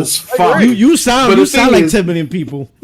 Well, the bottom line is that you're not right about the number, but you guys are like 300 Spartans, man. Well, no, that's what I said. They're not wrong about the number, but it's still they got that part right. It's no different than if you buy the whole MCU Infinity Saga and you can get this nice box set, or you can buy it individually. There are people. There's a group of people. The smaller set of people are going to get the box set, and they're going. But the thing is, the MCU is relevant. Like, your things are not. Like, that's what I'm trying to say. This guy, Xbox is not. All right,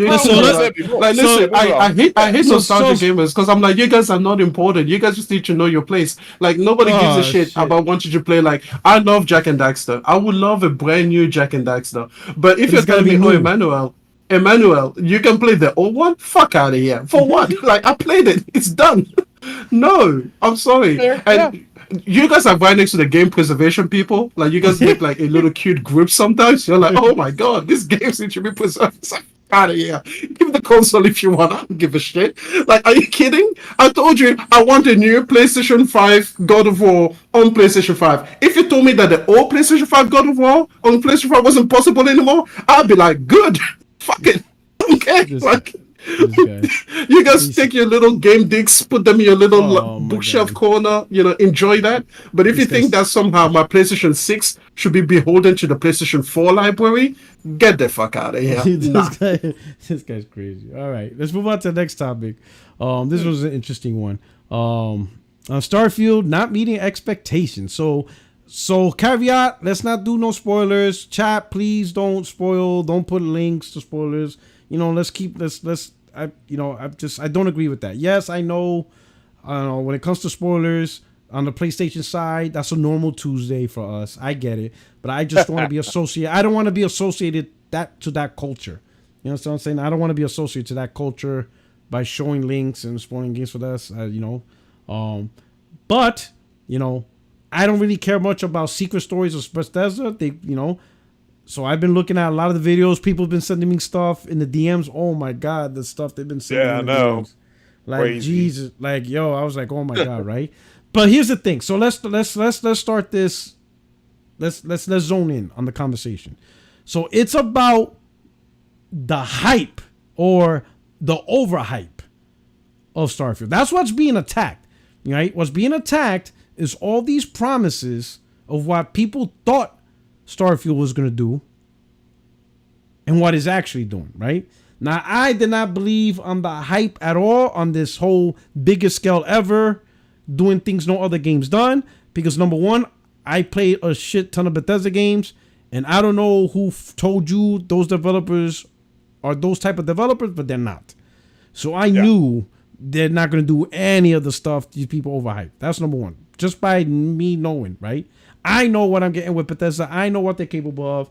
The fact that they didn't even try to build a brand new engine from scratch and all they did was upgrade the first one, that already told me everything I need to know about what we're really going to get, right? So this overhype. The main pushback is when some of us, like me and many of us, we asked a simple question. What is it about this game that you can't run it at 60 frames? Which is a legit question, right? Especially when people put so much energy into talking about performance, full RDNA versus RDNA 1.5, VRS tier 3, tools and suites. You know the conversation. So many gamers put so much goddamn energy into not just having those conversations, but also lying about PlayStation's lack of capability, right? So now that we're putting all that nonsense to the test and we want to see results of these tools, results of these performance, we get damage control like, oh, you don't understand. Starfield's like the biggest game ever. In fact, it's bigger than every single first-party studio combined. This is what they're hyping. This game of the gen. This is going to set the new standard across everything. And now come to find out, the dude can't even swim. He's Jesus walking across water. I'm like, yo, like, so this is so pretty much, when we'll talk about it, but pretty much the way they did the whole planet and you can, whatchamacallit, discover the whole planet, whatever, is they made this tile system, right? So you land on a spot, it creates a tile. And now you can inspect everything in that tile. If you want to move beyond the tile, meaning another part of the planet, then you leave and you land on another part. So now you create another tile. Now you are looking at that world. And you keep doing that all across the planet. That's how you're able to look over throughout the whole planet. That's how you're able to actually use the whole globe, right? The problem is you can only have 4 tiles at any given time. So when you create your 5th tile, the first tile that you made disappears. Wait, what? It's gone. Which doesn't make sense. It doesn't make sense. And the tiles don't connect. So let's say, so right now, what I need you, let me do this. Let me do this real quick. I'm just going to put, give me a second. I'm going to just use an image. I'll just simply say, because I'm about to hop off, I'm extremely disappointed in this, because when I was told the other night, well, actually it was the night before my birthday, when I was told that it's not an exploration game, it is just it's an RPG. And was both. Then I was told, but I was told it was more RPG. And I was told about these tile systems and that I didn't understand what he was saying. Well, partly, I mean, I was drinking, but at the end of the day, I was like, it sounds like you're saying to me that when you get to a certain spot, everything disappears. And he said, yeah, you should be able to look behind you or whatever, but you can't do that. But this does explain the whole Doom buggy. When we were saying, well, how can we have a buggy to travel? Well, because they don't have the ability to create the space. That's why. There's no, okay, fine. Because if you're going to say, when I get to the 5th part, if I'm driving, if I should be able to look back behind and see, like if I leave the gas station, I should be able to look back and see the gas station. It's like Thanos came by and snapped the gas station. It's gone. So I'm gonna use this image to explain it. So this is how it was explained to me, right? So ignore that this is planet Earth. Just pretend it's whatever random planet, right? So let's say you land right here, right? Let's say like where Mexico's at. You're here, right? This creates a tile. So now you can explore everything in this tile. So now let's say you want to go to where Florida's at. You have to fly into this zone. It loads, and now you got a new tile. And then let's say you want to go to Central America. You create another tile, and let's say you want to go here. You create another tile. Now, when you go here, the first tile you created disappears because you can only have up to 4. So you could inspect, you could explore this entire planet 4 tiles at a time. Correct. So any area you go on this planet, it creates a tile, but is only up to 4. So now here's the crazy part. So let's say like let's just use this. Let's let's go right here, right? Let's go right here. The west coast of the United States, right here. So this is your first tile. All right. You do all the things you do here. Then you go here. You create a new tile. So now you land here. You do everything here. Then you go here. This is your third tile. You do everything here. This is your fourth tile. You do everything here. And let's say you go here. Boom. This is your fifth tile. This tile here disappears. So now you're here. Now here's the crazy part. If you go back here and recreate the tile, it's not the same tile. It's procedurally generated. It's a whole new area. Like everything you did there is gone. Like what? Are you sure? So I don't know if that's true or not, but like, well, what? And let's say you create these 4 tiles. They're not connected. The only way to go in between them, you have to leave the tile into a loading screen and land.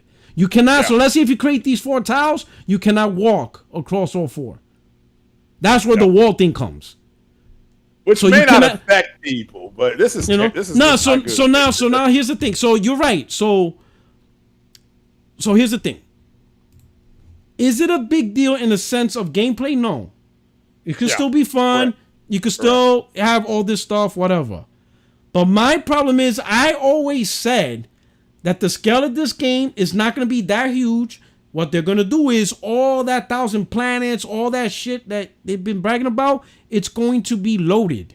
You're not going to have access to that in a streaming, fluid manner from one area to another to justify that this game cannot run at 60 frames. You're not going to load that much assets. I told them, you're not going to load that much assets. I guarantee it. I seen how Bethesda move. They're not going to load. I'm not doubting that there's no 1,000 planets. I'm not doubting that you're able to inspect every inch of that planet. But I told them it's going to be a hella loading stuff. So if you're going to do that anyway, why can't you do it at 60 frames, whatever, right? And there was pushback. People swore you were going to get this whole planet in one shot. And I'm like, you're not going to get that game that big. In my opinion, from the tiles that they do have, I don't think that tile is even as big as the map of Horizon Forbidden West. Not even Which close. is huge. Not That even map is close. huge. Yeah. It's not even Wow. close. So each tile is not as big as Horizon Forbidden West. In Horizon Forbidden West, you can easily play at 60 frames. I don't even Smooth think it's as big transition, as Death Stranding. and you go underwater. Yeah, I don't think it's as big as those games. Now, that's not to take away. Now they're trying to blur the lines. But there's so much content. I'm not doubting on the content. I'm sure there's 1,000 planets. You could put a lot of, a lot of ships, a lot of bases. You could just put a lot of shit. But all of that's not happening at the same time. So I go back to my simple question: why can't we get this at 60 frames on consoles? That's the big one. And it's not scaled. But go ahead, Craig. Okay, there you go. Well, yeah, I was about to get off here. Yeah, it's that you're asking a legitimate question, but I also think you're answering it is that. Well, I think we answered it, and shout out to Optimus Code, rest in peace. The Xbox One S, and I think that's a factor. I think that's a factor. I think talent. I think the talent at Bethesda maybe isn't what they thought it was. I'm starting to believe that. Doesn't mean the game. I like Bethesda's games. Look, I want to make that clear. Skyrim, Oblivion, Morrowind, Fallout. I've enjoyed those games. Hundreds of hours in those games. So I don't want to hear people say, "Well, you're just saying that." I want to really stress this. I am disappointed, and if this does turn out to be factual, and I think it is, but so let's say it's 100% factual that this does happen. As somebody who was looking forward to exploring, I want to make this clear, exploring, this is a big punch in people like me's face. However, like Porter Rock said, like multiple people have said throughout the whole day as this has come out, it may not affect you at all because most people will play it linearly, but it is just disappointing. And just because somebody we and my girl watched The Flash at the theater, we just watched it again on Max. It's okay. It was just disappointing. It's kind of like it just felt like it could have been more here. And so for me personally, this is disappointing. I'm not mad. I'm not saying this is trash. Haven't played it yet. I'll give you my own opinion on it. I'm sure you will. Yeah, I'm sure we all will. I think we all plan on playing it. So, shout out to the people who not extreme. He's like, speak for yourself. No, we don't. He said, don't say we. I'm playing it. Well, yeah, I'm gonna play it. So I don't like somebody just said in the chat, Tile Explorer, but Starfield. it's bad. It's bad. Starfield. Yeah, Tailfield, what people are calling it today. However, No Man's Sky and Star Citizen are still your place to go for exploration. I need a meme. I need a meme as an image. Tilefield. Yeah, Tailfield. Yeah, somebody Oh needs to my get God. on that.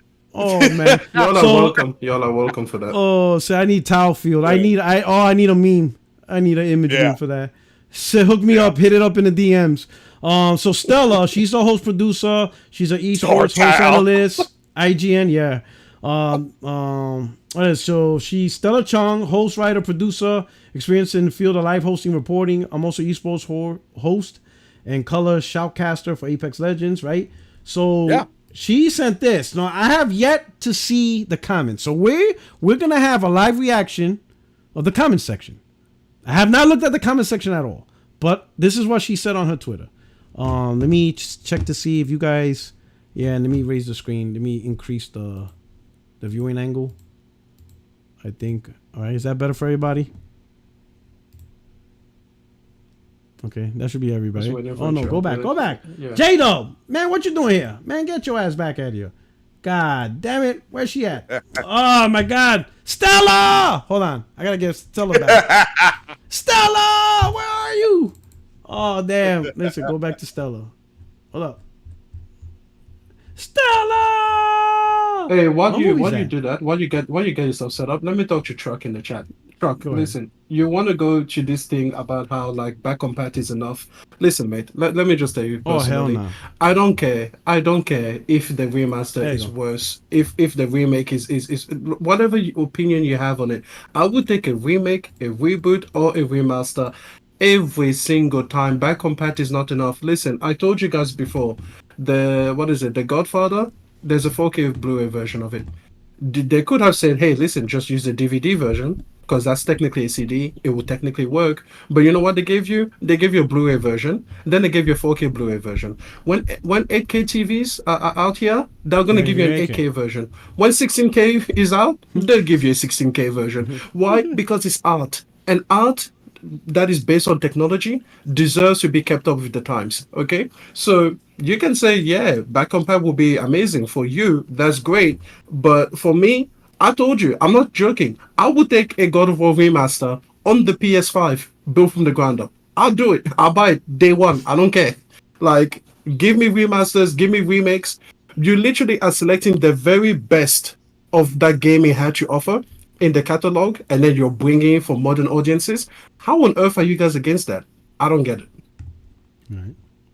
Here you go. So Stella, Parallax Stella, she says, I have not played Starfield yet and only posting the opinions I've been saying on Podcasts Unlocked and on streams for posterity now, so we can see how I feel after Starfield launches and I get hands on time. Again, these are my initial opinions. I think Starfield looks very okay and is trying to do too many things, so it won't be able to deliver all the promises. The world doesn't look unique. The story seems to be an afterthought to the game, and one thing I love from Bethesda games are the plot lines and hidden lore throughout the world. I don't see a lot of that in Starfield, and instead see a lot of other extracurricular activities that seem to distract from the main story. The gunplay looks bland, and I still really dislike the enemy name UI and health bars being right above their heads versus being on top of the screen like in Fallout. I think it will be a fine game, but I don't think it's going to be mind-blowing.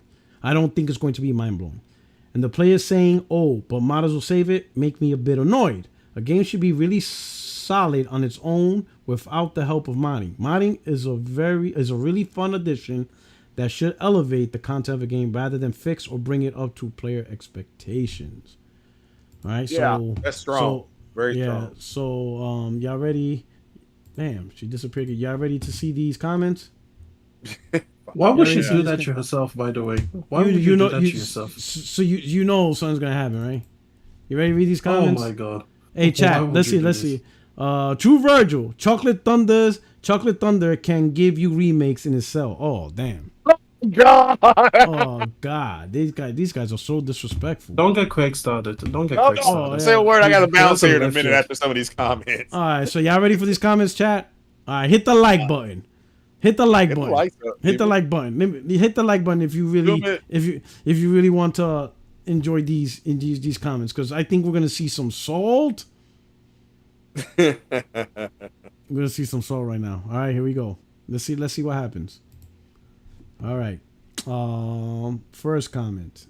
Well, she says she gives some clarity. Also, I want to be wrong. I love Bethesda games due to their world building, but we saw very little story beats in all the reveals, and that's what drives a game like this for me. Again, I'll be following up after I play. I always love how they try to temper the attacks. It's too late. Yeah, it's too late. It's too late. Like, just shut the fuck up. Don't even try. It's better to just put the combo in mute. She should just muted the conversation, and that's it. And just let the flames of hell burn. Just to be clear, I want the game to do well. Well, you said that the first time, and be a great space exploration. My opinions were only off the reveal so far, and I realized I could have saved opinions for after release. I can't wait to play this week. All right, here we go. Sometimes not saying anything is better than saying something. Here we go. Some people. There you go. Let me just in this. All right. So far. Who else we got? Haven't played it, but proceeds to give a horrible opinion about it. Yeah, right.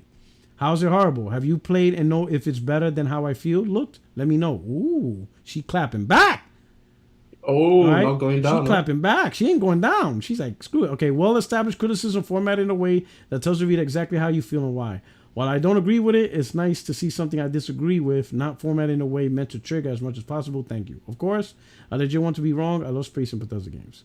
I'm glad it's coming to Game Pass so a lot of people can try it at zero extra cost. I just hope it's amazing for my friends, so I'm really hyped for it. Man, okay. Reforged Gaming says run. Siki seems to distract from the main story. No one plays Bethesda games for the main story. Speak for yourself. That's the only reason why I play for it. That's crazy. Yeah. You think I'm just gonna sit around just modding all day? That's a lie. I hate people to say no one does this. How do you know?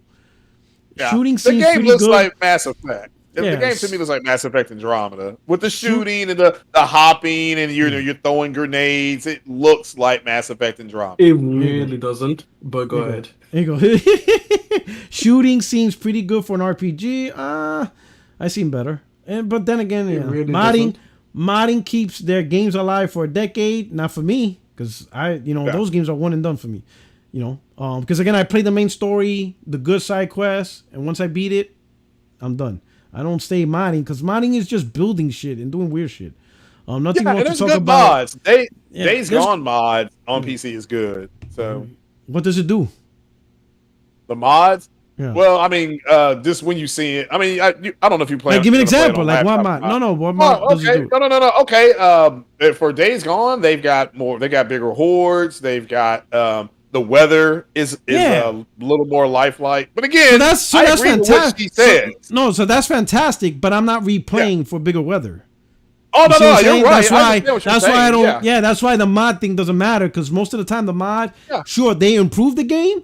But I'm not going to replay the game because of an improvement. Because of mods, But I agree with what she said initially about the game shouldn't have to be modded. It should come out the box ready to roll. I think, we all agree with that. Yeah, nothing wrong to talk about modding before a Bethesda game launch. Yeah, but most of the mods aren't out. Like when the game launches, it's all about the core content of the game. That's all there is. Yeah. I mean, because if you're really about the mod, then wait a year and buy the game. Don't buy the game at launch. I agree. Yeah. Wait a year and buy it then. Because then all the mods will be out. IGN, meh. I agree. I think it will be a Bethesda game with all that comes with saying that. It'll be all right. Okay, he's IGN. All right, nothing. Well, probably the most toxic people I have blocked, as you can see. So, let's see what we got here. Let's see, should I unmute this? I got this guy muted. Nah, if you mute someone, never unmute them. Okay. All right, so we'll move on. I guarantee something's in there. But all right, let's see. There are fairly in-depth positions for someone who has... These are fairly in-depth impressions for someone who has never played the game. The world doesn't look unique. You haven't seen 1% of the world. IGN has been off for some time now. Well, she's not selling the game. She's just giving her personal impression. Yeah. Like, I don't think people understand when a person said, this is how I perceive the game. It's not necessarily they're trying to convince you to agree with them. It's just what the game did for them and how the game's advertised for them. Yeah, I think people are saying I don't people understand that. It was sold, it was marketed. I shouldn't say so. It's been marketed as an exploration game, and you're not going to be able to do a whole lot of it. Doesn't mean that the game won't be fun. I'm just saying that's disappointing. But I'm gonna hop on off here. Shout out to everybody here in the chat. Yeah, 5:15 comes early. So. All right, brother. All right, man. You take care, man. Good night, brother.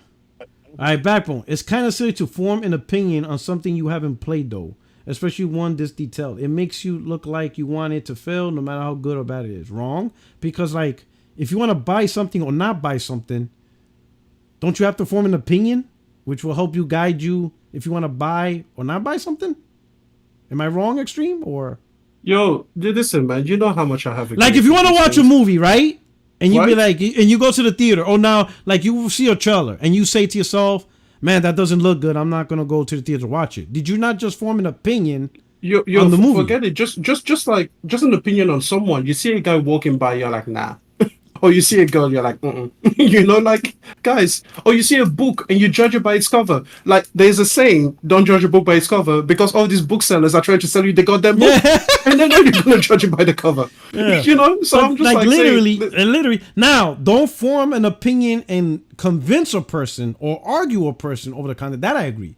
Like if I read a book, I agree. Yeah, like it's your you know what I'm opinion. saying? If you don't like what someone else is saying, like you are if- free to argue. that's The other person doesn't have to agree, but like you are free to express your opinion. Like, listen, how many times who has opinions here about cars? Have you driven every single car that you might have an opinion about? You might look at the car and be like, nah, not for me. I don't like it. I think it's ugly. You've never driven that car. You've never been inside of it. But you look at it and you're like, that's an ugly car. And so what? You're not allowed to form it unless you like building it with Toyota?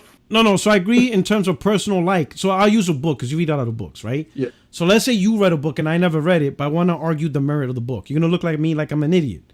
Like, bro, you could say you're not interested Like in the book, contents of the book. but don't Okay. argue the content. You haven't read it, and I'm saying all this wild shit that don't make sense, and you're like, what the fuck are you talking about, Puerto Rock? There's no rabbits in this book. But at the same time, what we'll say know? with a book, there is not as much insight into what the content is. Like, there's not a lot of book previews that you could have.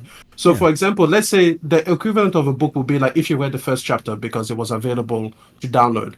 And then I think that, you will have the opinion because you'll be like, well, I looked at the quality of the writing. There were a lot of typos. A lot of things didn't make sense just in the first chapter.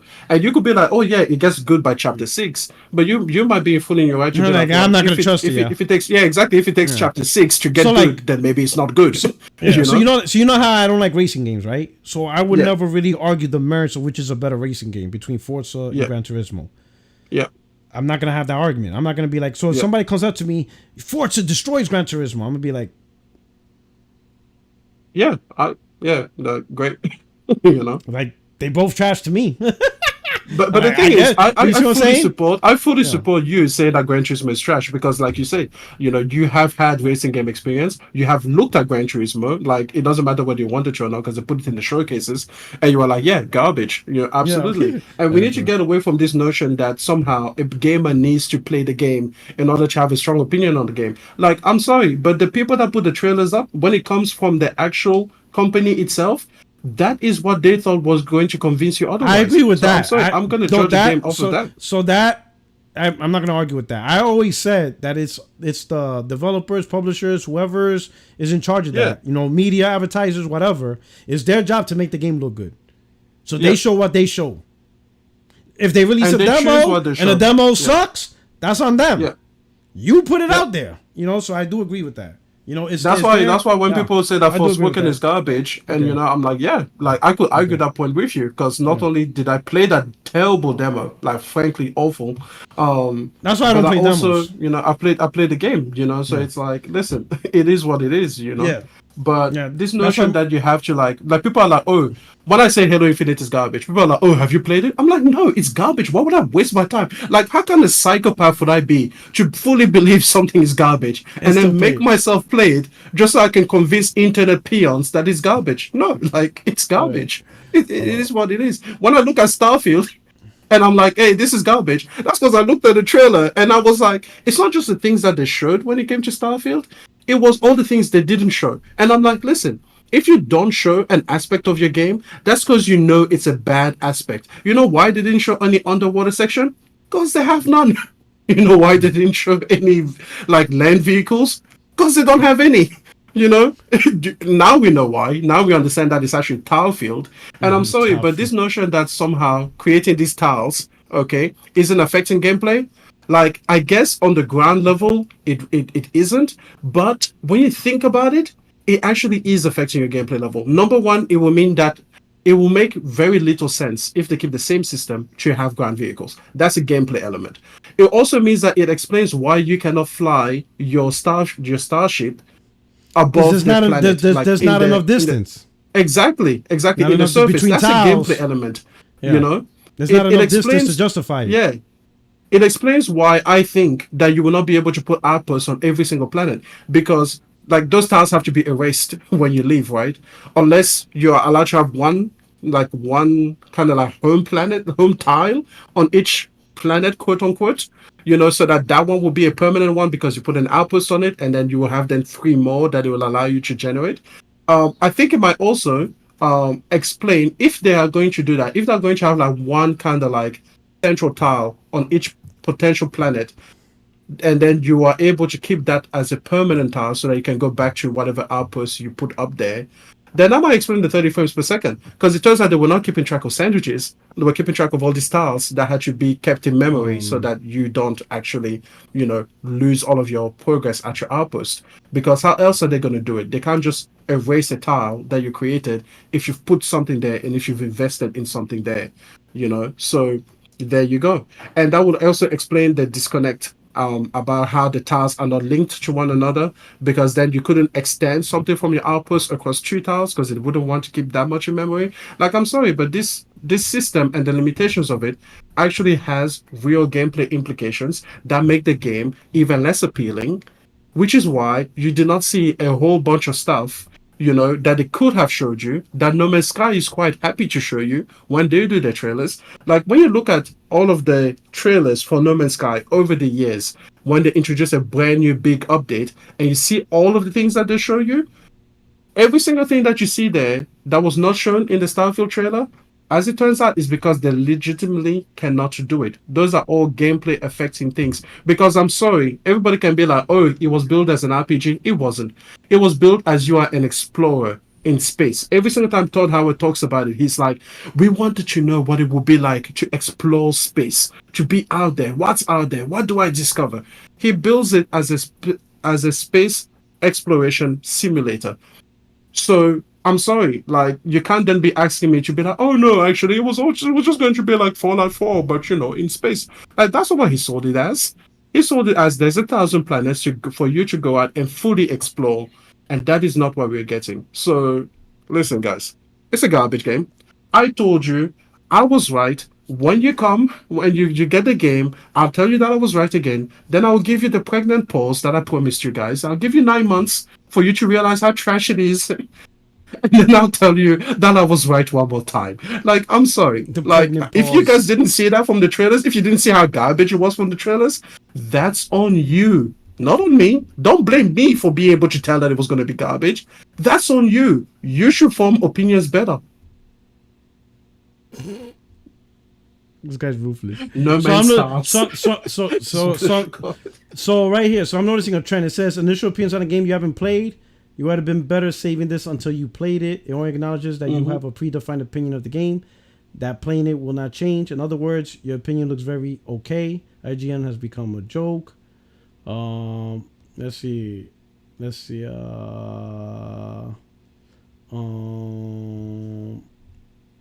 I have not played Starfield yet, and they put an image. So I think giving an opinion about a game you haven't played makes you fill in the blank. A fool, a very unprofessional journalist, a biased PlayStation fangirl, a troll desperate for engagement. So a lot of people are disagreeing that she should never gave an opinion on a game she hasn't played yet. That's how they try to silence you. They try to silence you. Like, they cannot dispute what she said. So what they want to do is invalidate it altogether. You don't even have the right to have that opinion. Yeah. So let's use that. Let's use that against them. So if they're saying you cannot have that opinion because you can't play, she shouldn't have said anything. She should not give a personal impression and publicly say it. Now again, this is a personal impression. It's not like she's telling people this is how the game is. She's just giving her view of how, things she's seen it from her perspective, based on what she's seen. Now, if they're saying she's not allowed to do that, she's not allowed to give her personal impression of what she feels that she sees because she hasn't played it, then could the same not be said from all the people that said this is going to be game of the gen, this looks like to be one of the best games out there, and it's going to be on the biggest scale. So shouldn't they because also? then they'll just say pedigree.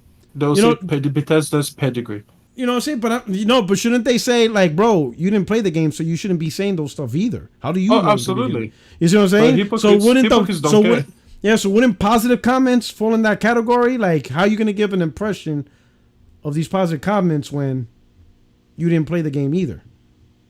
You see what I'm saying? Absolutely. How many of these guys that are saying, so you're forming? In fact, let's start with this guy, Gaming Northwest. So you're forming an opinion without playing the game. Okay, let's click on your click on your Twitter timeline. Let's see if you gave an opinion on Starfield. Let's see. His name is what? His name is Gaming Northwest. Let's see if we can find something on Gaming Northwest. Prepare for liftoff. Early access. Okay, he's advertising. All right, cool. We're excited.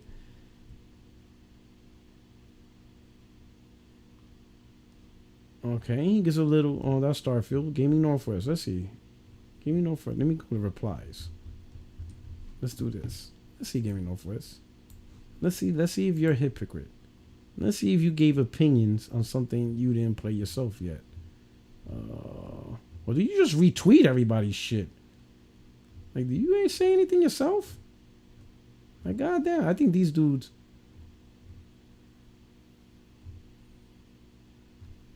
Well, he's just there complaining. Bro, do you not do anything yourself? Jesus Christ. Complaining about fanboys. Damn, your timeline. Damn, these guys' timeline. No wonder they be coming to my timeline and shit. They've got nothing original to say, man. Like, damn, I'm trying to find something like... He's out here fighting a good fight. He's fighting every fanboy that talks shit about Starfield. He's talking shit to King Thrash. As you should. As you should. Yeah, there you Express go. yourself. Fight that fight. Quite a few times. All right, let's see. Let's see what you got. Damn. Yeah, well. Literally, Horizon literally ends in a drop. Oh, he replies to me. I knew your name sounded familiar. At this point, oh yeah, this was my tweet when I said, so how many of you are deleting your biggest scale ever tweets? Because, you know, you might put that, right? Pony Boy and stuff like that. Let's see what we got here. Man, this guy literally, he really out here defending this game. Holy shit. Oh, also one, I saw a comment in the chat. I'm not sure where it came from, but yeah, when you're talking about the fact that 10% of the planets will have life on it, why haven't they shown that? Like for me, yeah, I was listening to Reforge Gaming once, and he was like, "Oh, we've seen a lot from Starfield. You know, we've seen 25 minutes of gameplay. We've seen 2 showcases," and I'm like, and he was basically justifying it as they don't need to be at Gamescom. They don't need to show us any more of the game because 25 minutes is a lot. And I was just like, yeah, if you're feeling confident about your game, you want to show the least amount of it as possible. Like, since when? Since when is it that you have a huge game that is going to be 100-hour plus, and you only want to give like 2 basic ass showcases and just making supercuts all over the place? Like, no. We haven't seen what this living planet is supposed to look like. And the one that we have seen, remember that the new Atlantis with the PlayStation 2 like level graphics and trees that would look like they were cardboard cut out? Like, that shit isn't looking good, guys. How is anyone in the chat still having hope for this game? 25 minutes of gameplay is not a lot when it is supercut, man. Like, it just isn't. When it is a supercut from one place to another, you can't make sense of it, and you can't see all of the gaps in the gameplay. Like, what does it look like when I run up to this? Which planet am I on? What am I trying to understand here? What actual game mechanic is being used? They talked about a planet where you have low gravity, and it's like, well, why didn't you show me that planet where there's low gravity and I can see how much it affects the gameplay? Like, all they do is talk, but they don't show you anything. And people are like, well, it's actually really brave. They want to avoid spoilers. It's like, come on, guys. Come on. Come on. Are we serious? No. All right. And the last point, I guess, you're a gamer. So, what the hell? You better... I don't trust this. What the hell? Why do they keep doing this? Oh, it's deceptive. It's an Xbox site. They are, right? They're trying to... But it's Eurogamer, though. Like, what the fuck is going on here? Maybe they were bought by Xbox. They're like, Yeah. slow your roll, P-Rock. And they're like, whoa, You're whoa. not They're gonna trying get to... facts. They're trying to... Like, what the fuck? Anyway, so Eurogamer said originally, just 2 days away from Starfield's review embargo, Eurogamer is still to receive a copy of the game from Bethesda, right? And then they try to make the case that no publisher is obligated to provide a copy. But now all of a sudden, an update says, an hour after the publication of this blog, Eurogamer was provided Starfield review code by Bethesda. As stated below, our review will not be completed before embargo, but we can now begin our work to provide you with Eurogamer's judgment of the game. It's just funny now, and I think Eurogamer has a copy to review, but if I read somewhere correctly, I think it says right here, lastly, unknown Digital Foundry. You should expect to see relatively prompt coverage of the game by Rich and his team after separate delivery of the Starfield code was provided to them. However, this was provided alongside instructions to me by Bethesda that no other parts of Eurogamer were granted access. This was an unprecedented request, but one I ultimately compelled to honor to ensure that access granted to Digital Foundry was not succinctly impacted by any other mandate. So, I don't know. So Digital Foundry is part of Eurogamer? Yeah, so Digital Foundry is like a subsidiary of Eurogamer and stuff like that. I don't know. When I hear stuff like that, it reminds me of like Cyberpunk, how they were so secretive and stuff like that. It just gives me this thing of like, what are you hiding? Like, just give the codes and that's it. Like how, for example, Cyberpunk, they only gave PC codes, but they gave nobody console codes until after the game released. So like nobody was able to play the console version at all. It was only the PC version that was on in time. That's just an example of lack of transparency. So when I see like, and I just want to say that Cyberpunk proves my point as well about the whole supercuts. Because if you remember, Cyberpunk gave a lot of gameplay footage, actually way more than 25 minutes. But it was all supercut from one moment to the other. So they chose the best parts of like a mission, and then they would take you from like the beginning then to the boss. So you didn't see kind of like the drudgery in between. You didn't see how the AI wasn't behaving properly and everything. So yeah, like guys, do not trust like supercut gameplay. Yeah, they're gonna show the best of the best, but when they go the extra mile to limit access, that's when I'm like, interesting. Braxton Brow says the same ones defending Xbox for not giving out codes were furious at PlayStation for blacklisting stuff. The hypocrisy from them is insane. It's just the hypocrisy, and it's just like a lot of hypocrisies. Like some of the things are based on facts. They put more stock into the made up stuff, but then when the real stuff happens with real information, real data, they ignore it. It's just crazy. This community is crazy. But anyway, we'll just finish off at that. Let's do our outros. I guess it's just you.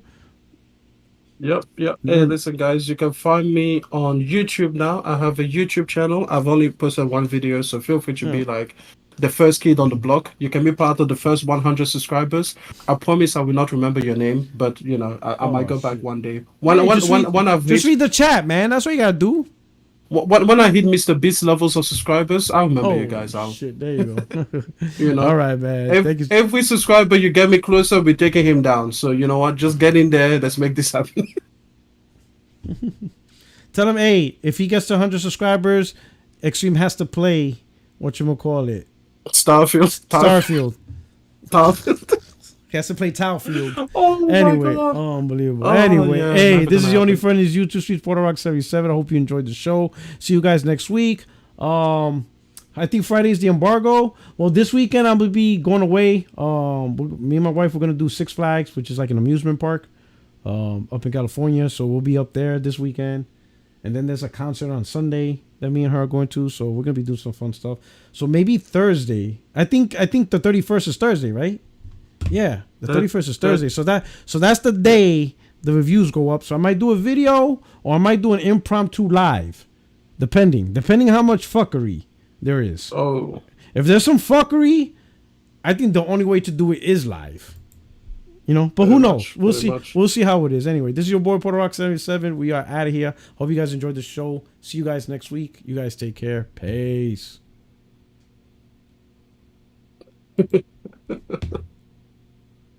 Oh.